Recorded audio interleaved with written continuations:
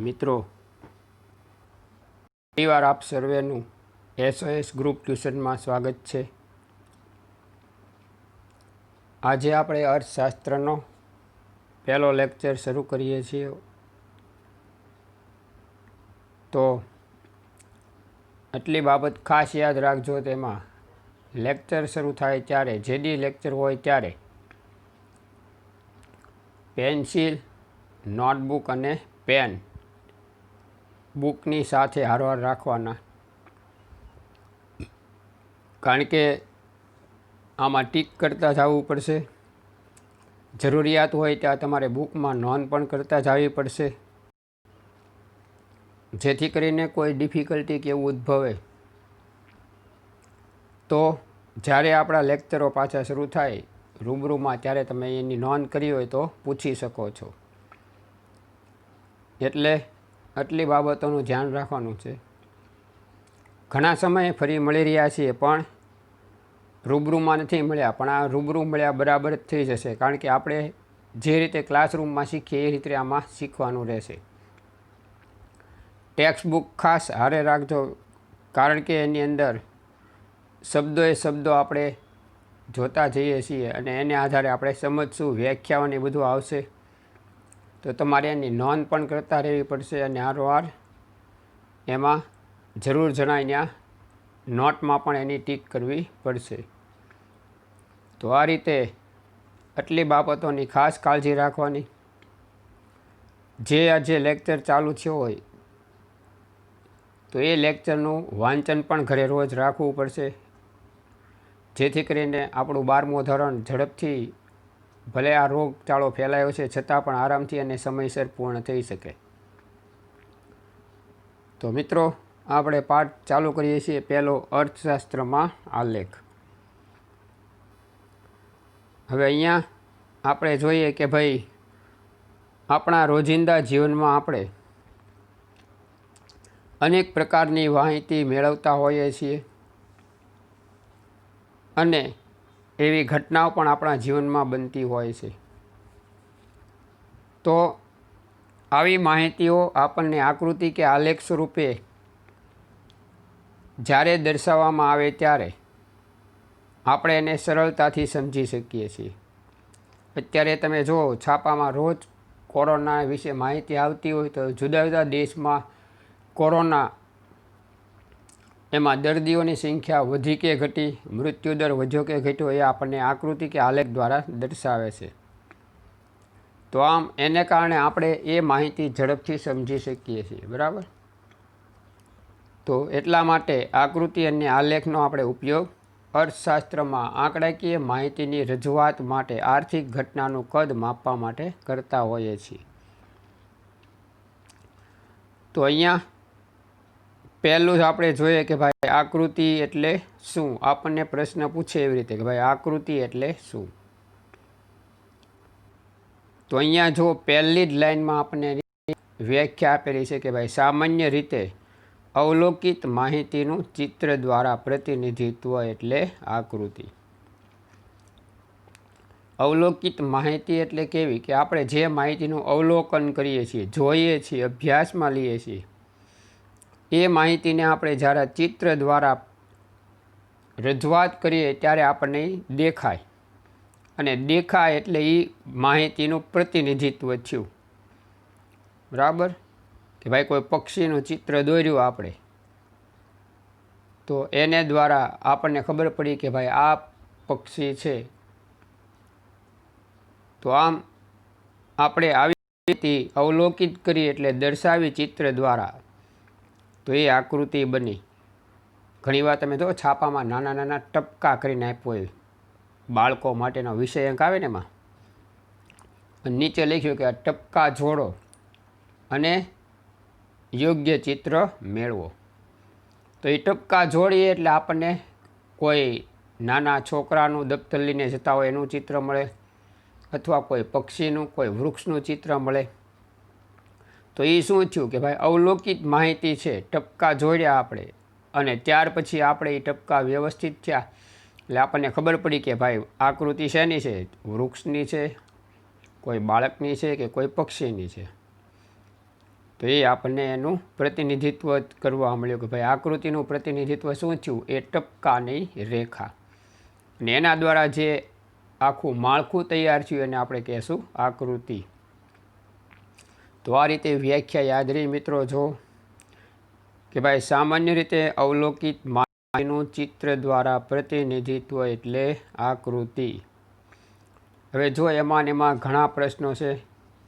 આપણને વિભાગ સી અંદર જ પ્રશ્ન પૂછશે કે ભાઈ આકૃતિ એટલે શું, તે શા માટે દોરવામાં આવે છે. તો અહીંયા જુઓ કે ભાઈ પહેલો જ તે પ્રશ્નનો જવાબ એમાં આવી ગયો, વિભાગ બીનો અને સીનો બે ભેગો, કે અવલોકિત માહિતીનું ચિત્ર દ્વારા પ્રતિનિધિત્વ એટલે આકૃતિ. તો એ પહેલો જવાબ થઈ ગયો. વિભાગ બીમાં પણ આપણને પૂછ્યો છે તો આપણે એ લખી શકશું. ત્યાર પછી શા માટે દોરવામાં આવે છે. તો અહીંયા આપણે જોઈએ કે ભાઈ વિજ્ઞાપન કંપનીઓ આકર્ષણ ઊભું કરવા, જો છેલ્લી પંક્તિમાં એ માહિતી છે. રાજ્ય માહિતી આપવા, સામાજિક સંસ્થાઓ જાગૃતિ ફેલાવવા માટે આકૃતિનો ઉપયોગ કરે છે. તો અહીંયા આપણે એ પ્રકારે કહી શકીએ કે ભાઈ આકૃતિ એટલે જેની અંદર આપણી પાસે આ માહિતી દોરવા માટે, એટલે કે જે માહિતી આંકડાકીય આપી છે એના પરથી ચિત્ર દોરવા માટે આપણી પાસે આંકડાશાસ્ત્રનું જ્ઞાન ઊંડું હોવું એવું જરૂરી નથી. કોઈ પક્ષીનું મેં તમને કીધું હમણાં કે ભાઈ ટપકા જોડીને ચિત્ર દોરવાનું કીધું આપણને, તો એની માટે આંકડાશાસ્ત્રનું જ્ઞાન જરૂરી નથી. બરાબર. અને અહીંયા માહિતી કેવી હોય છે તો કે અસતત હોય છે, અને માહિતી સ્વયં સ્પષ્ટ હોય છે. કે ભાઈ આપણને ટપકા દઈ દીધા, એની બહાર આપણે જવાનું નથી, એટલે માહિતી સ્વયં સ્પષ્ટ થઈ ગઈ. આપણને આછું પાતળું ટપકા દોર્યા હતા તો દેખાશે કે ભાઈ વૃક્ષ જ છે, એટલે આપણે ટપકા જોડી નાખીએ એટલે તરત જ આપણને વૃક્ષ દેખાઈ જાય. કયું છે એ વૃક્ષ એ નક્કી થઈ જશે. બરાબર. તો આ રીતે આપણે માહિતી કેવી હોય છે તો કે સ્વયં સ્પષ્ટ. બરાબર. અને અસતત હોય છે. આપણે પાસપોર્ટ સાઇઝનો ફોટો જ્યારે બનાવડાવીએ ત્યારે આપણે કહીએ ભાઈ કે પાસપોર્ટ સાઇઝનો ફોટો બનાવો, આપણને 2x2 3x2નો ફોટો બનાવીએ છીએ. અંદર આપણું કદ કેવડું આવશે એ માહિતી સ્પષ્ટ હોતી નથી, એ અસતત હોય છે. બરાબર. તો એટલા માટે કહેવાય કે આમાં આપણે આકૃતિની અંદર માહિતી કેવી હોય તો કે અસતત. જો આ વિભાગ એમાં પૂછશે ઓબ્જેક્ટિવમાં કે આકૃતિમાં માહિતી કેવી હોય છે, તો માહિતી અસતત હોય ત્યારે આકૃતિ દોરવામાં આવે છે. બીજું, આંકડાશાસ્ત્રનું ઊંડું જ્ઞાન જરૂરી નથી, કે એમાં એના કોઈ સાધનોની જરૂરિયાત રહેતી નથી. બરાબર. તો આકૃતિ બાબતમાં આટલા પ્રશ્નો વિભાગ એ બી સીના થઈ ગયા. તો પહેલો જ પ્રશ્ન આપણને વિભાગ એમાં પૂછી શકે કે આકૃતિમાં માહિતી કેવી હોય તો કે અસતત હોય છે. આ વિભાગ એનો પ્રશ્ન થઈ ગયો. વિભાગ બીમાં આકૃતિ એટલે શું આપણને પૂછશે તો આપણે લખવાનું છે અવલોકિત માહિતીનું ચિત્ર દ્વારા પ્રતિનિધિત્વ એટલે આકૃતિ. બરાબર. ત્યાર પછી અહીંયા આપણે જોયું કે ભાઈ આંકડાશાસ્ત્રનું ઊંડું જ્ઞાન શેમાં જરૂરી નથી તો કે આકૃતિમાં. અને માહિતી કેવી હોય છે તો કે સ્વયં સ્પષ્ટ હોય છે. બરાબર. ત્યારે આપણે એમાં આકૃતિ દોરીએ છીએ.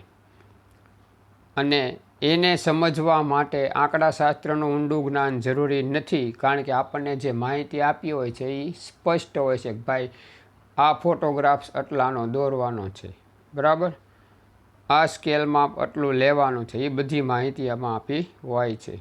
આપણે કહીએ ને ભાઈ પાસપોર્ટ સાઇઝનો ફોટો 3x2 2x2નો કરાવો, તો આ રીતે એ માહિતી સ્વયં સ્પષ્ટ છે, એમાં આંકડાના કોઈ ઊંડા જ્ઞાનની જરૂર હોતી નથી.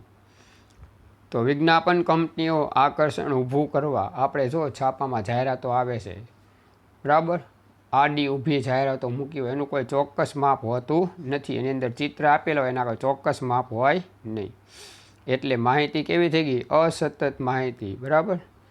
તો વિજ્ઞાપન કંપનીઓ આવી આકૃતિ આકર્ષણ ઊભું કરવા કરે. રાજ્ય સરકાર આપણને માહિતી આપવા અત્યારે જે આંકડાકીય માહિતીઓ આપણને ઓલા નકશા સ્વરૂપે આપે છે, તો એ આપણને માહિતી આપવા માટે સામાજિક સંસ્થાઓ જાગૃતતા ફેલાવવા, માસ્ક પહેરો, હાથમાં ગ્લોવ્સ પહેરો, હાથ સાબુથી ધોવો, તો આ બધું એ લોકો ચિત્ર દ્વારા આપણને ટેલિવિઝનમાં એમાં દેખાડે છે, બરાબર. તો એ સામાજિક સંસ્થાઓ એ શેની માટે કરે, તો કે આપણામાં જાગૃતતા લાવવા રોગ વિશેની, બરાબર. તો આપણે આ રીતે કહી શકીએ કે આકૃતિનો ઉપયોગ એની માટે થતો હોય છે. તો આ રીતે આપણે આકૃતિનો પ્રશ્ન ક્લિયર કર્યો. હવે એવો જ પ્રશ્ન છે આલેખ. એમાં પણ અહીંયા આપણને આપેલું છે જો કે અવલોકિત માહિતીનું ચિત્ર દ્વારા પ્રતિનિધિત્વ. તો જ્યારે માહિતી સતત આવૃત્તિમાં હોય ત્યારે આલેખ દોરવામાં આવે છે. આ એની વ્યાખ્યા થશે, ધ્યાન રાખજો, બરાબર. બીજી જ લાઈનમાં જો, જ્યારે માહિતી સતત આવૃત્તિમાં હોય ત્યારે આલેખ દોરવામાં આવે છે. અહીંયા બે પ્રશ્નો આવી ગયા મિત્રો, જો ધ્યાન રાખો કે આલેખમાં માહિતી કેવી હોય છે, તો કે આલેખમાં માહિતી સતત હોય છે. અને બીજી વ્યાખ્યા, તો કે આપેલી માહિતીનું સતત રીતે દર્શાવવામાં આવે કે નિરૂપણ કરવામાં આવે ત્યારે આલેખ તૈયાર કરવામાં આવે છે. આલેખમાં આપેલી માહિતી સ્વયં અસ્પષ્ટ હોય છે, જો સ્પષ્ટ હોતી નથી. એને કારણે આપણી માટે આંકડાશાસ્ત્રના જ્ઞાનનો અને સાધનનો ઉપયોગ કરવો પડે છે.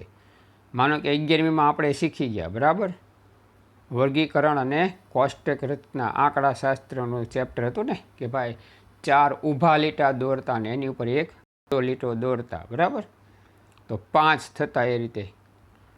તો આમ અહીંયા આપણને જે 1 થી 100 સુધીની માહિતી આપી, 21 2 વાર 3 વાર આપ્યા હોય, 25 27 2 3 વાર આપ્યા હોય, કોઈ આંકડા 2 વાર આપ્યા હોય, કોઈ 1 વાર આપ્યો હોય, અને પછી એને આધારે આપણે લીટા દોરતા 5 4 3 2 જે આવે. તો અહીંયા એ માહિતી કેવી રીતે ગોઠવવી અને એની ઉપરથી કેવી રીતે આલેખ તૈયાર કરવો, એની માટે તમારે અભ્યાસ કરેલો હોય તો તમને ખબર પડે કે ભાઈ વર્ગીકરણ કોષ્ટક રચનાનો આ દાખલો છે. આવી રીતે માહિતી આવી. હવે બધા લીટાનો આપણે ટોટલ કરવાનો અને ટોટલને આધારે આપણે વર્ગીકરણવાળું એક માળખું તૈયાર કરશું, બરાબર. તો આપણે જે 1 થી 100 સુધીની માહિતી આપી હોય એમાં શું કરતા, તો કે નાનામાં નાનો અને મોટામાં મોટો પ્રાપ્તાંક શોધી કાઢતા. એની ઉપરથી આપણે આખું વર્ગીકરણ તૈયાર કરતા. 0 થી 10, 10 થી 20 એવી રીતે આવ્યું તૈયાર કરતા, બરાબર. તો આપણી પાસે આંકડાશાસ્ત્રનું જ્ઞાન હતું તો આપણે એની ઉપરથી આલેખ તૈયાર કરતા. આપણી પાસે આંકડાશાસ્ત્રનું જ્ઞાન ન હોય તો આપણે એની ઉપર તૈયાર કરી શકીએ નહીં. તો એટલા માટે કહી શકીએ કે ભાઈ અહીંયા આપણી પાસે શું હોવું જોઈએ, તો કે આંકડાશાસ્ત્રનું જ્ઞાન હોવું જોઈએ. તો આલેખ દોરવા માટે આંકડાશાસ્ત્રનું જ્ઞાન ખૂબ જ ઉપયોગી છે અને એના સાધનનો પણ ઉપયોગ કરવામાં આવે છે. તો આમ આલેખ અને આકૃતિ આ બે વચ્ચેનો તફાવત આપણને વિભાગ ડીમાં પૂછશે, બરાબર. તો એની માટે જોઈ લઈએ કે ભાઈ આકૃતિ એટલે શું. આપણે જોઈ ગયા તો કે આપેલી માહિતીનું ચિત્ર દ્વારા પ્રતિનિધિત્વ એટલે આકૃતિ. આલેખમાં જોઈએ તો આપેલી જ્યારે સતત આવૃત્તિમાં હોય ત્યારે આલેખ દોરવામાં આવે છે, બરાબર. પછી આપણે જોયું કે ભાઈ શેમાં આંકડાશાસ્ત્રના જ્ઞાનની જરૂર પડે, તો કે આલેખમાં આંકડાશાસ્ત્રના જ્ઞાનની જરૂર પડશે. આકૃતિમાં આંકડાશાસ્ત્રના જ્ઞાનની જરૂર પડતી નથી. પછી શેમાં માહિતી સ્વયં સ્પષ્ટ હોય છે, આકૃતિમાં માહિતી સ્વયં સ્પષ્ટ હોય છે, આલેખમાં માહિતી સ્વયં સ્પષ્ટ હોતી નથી, બરાબર. તો આ રીતે એની ઉપરથી આપણને તફાવત પૂછશે. પછી સાધનમાં જોઈએ તો આકૃતિ દોરવા માટે આંકડાશાસ્ત્રના સાધનની જરૂર પડતી નથી. આલેખ દોરવા માટે ચોક્કસ સ્કેલ હોય એટલે આંકડાશાસ્ત્રના સાધનોની જરૂર પડશે, બરાબર. તો આ રીતે આપણે આલેખ અને આકૃતિ વિશે માહિતી મેળવી અને તફાવત જોઈ. ઓબ્જેક્ટિવમાં પણ પૂછી શકશે આકૃતિમાં કેવી માહિતી, તો કે અસતત. આલેખમાં કેવી માહિતી, સતત માહિતી છે, બરાબર. તો આ રીતે અહીંયા આપણે આટલી બાબતો જોઈ. અને આગળ જોવો હવે કે ભાઈ એક ટૂંકો પ્રશ્ન છે.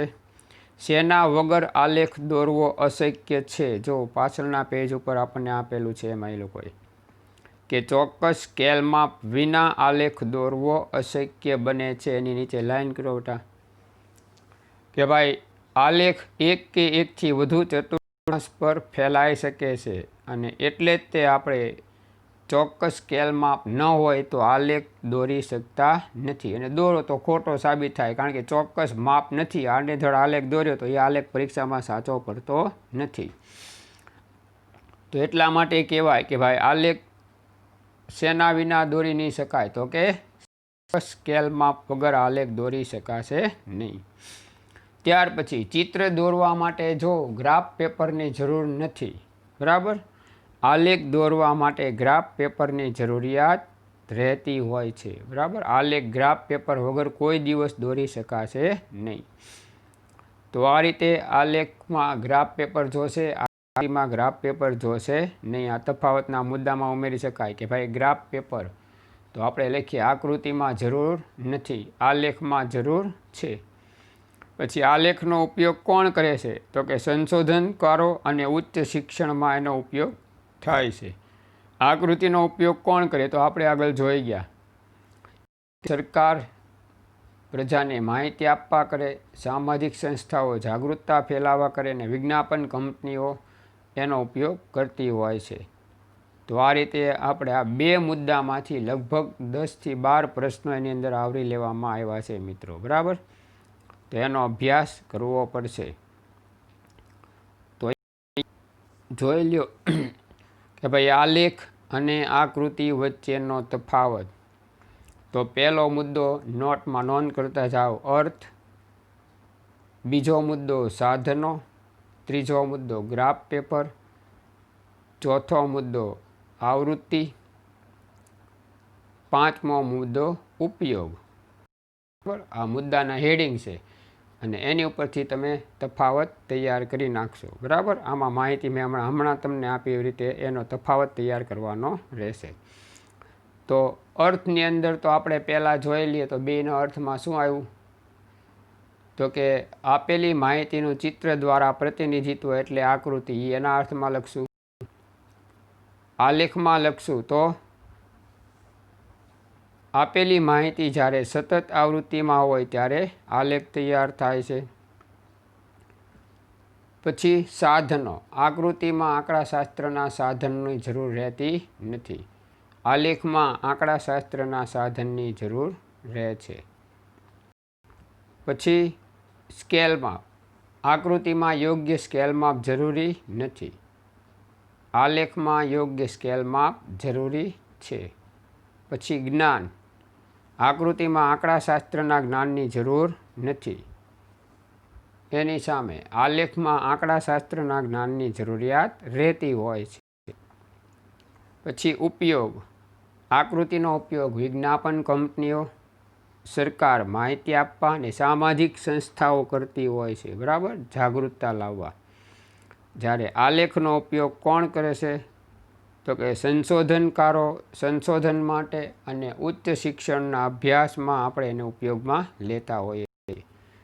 તો આ રીતે આકૃતિ અને આલેખમાંથી તમે જો મિત્રો કેટલા પ્રશ્નો નીકળ્યા. 3 માર્કનો તફાવત એની અંદર આવી ગયો છે, બરાબર. તો તમે આ બે મુદ્દા કરશો એટલે મિનિમમ તમને લગભગ 10 થી 12 પ્રશ્નોના જવાબ આ રીતે આવડી જશે, બરાબર. અને એક આપણે વધારાનો પ્રશ્ન જોઈ ગયા કે શેના વિના આલેખ દોરવો અશક્ય છે? તો કે